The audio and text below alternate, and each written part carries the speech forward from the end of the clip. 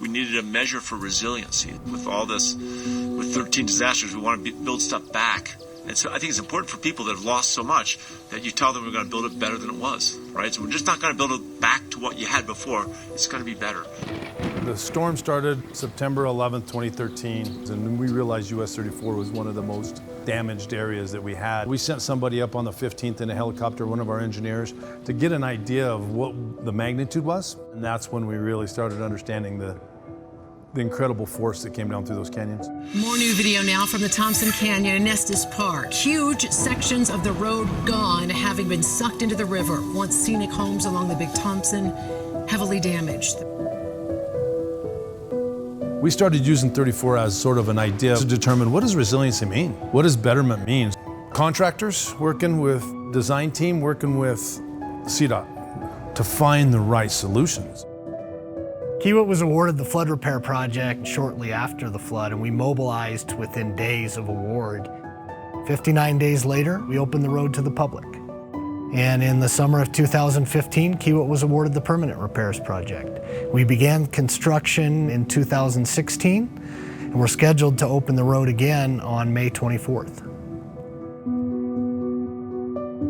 This project had a lot of design challenges, not just with trying to get multiple teams to work together, but also to make sure that we were able to move between a rock and a hard place. That's really 34 Canyon.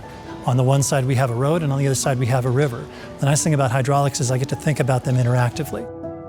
This time around, one of the things that we really wanted to focus on was the road and the river working as one system. So, making work with each other, not against each other. Bring in other stakeholders and partners, and we were able to find solutions for design that met pretty much everybody's needs.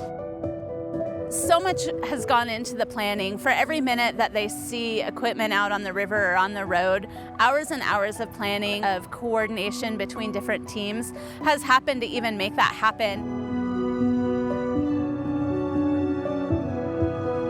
That's one of the great success stories of this project, is really the collaboration between at least 3 different levels of government, our private contractors and our citizens really all rallied together to do something that was much greater than any one of us could have done by ourselves.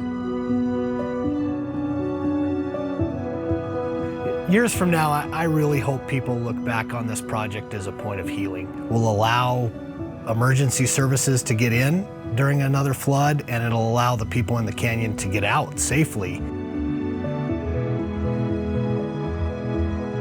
Resilience to me is a multi-layered, a multi-tiered concept. It means stability in the buffering of the system against future adverse events, and looking at ultimately building a fishery that's going to be self-sustainable and better in the future. We took what nature told us and relocated the river and left it on the south side of the park. Moved all of the park features, have moved to the north side of the river, so it now is on bedrock in many locations. Floods are inevitable, they're a natural part of the system, they'll happen again. What we're really hoping that we did here is that we've jump-started the system on a trajectory for long-term health, for long-term function. Hopeful that this project's legacy will be that everything involved with the river, whether it be the infrastructure, the road, the bridges, the community, comes back to a point that's better off than it was prior to 2013. Being able for people to travel this road reliably, no matter what Mother Nature brings, in a beautiful environment. Legacy of just the whole flood recovery itself will be how people come together in a crisis and help each other out. This US 34 project is a success of many people, many groups, many different interests.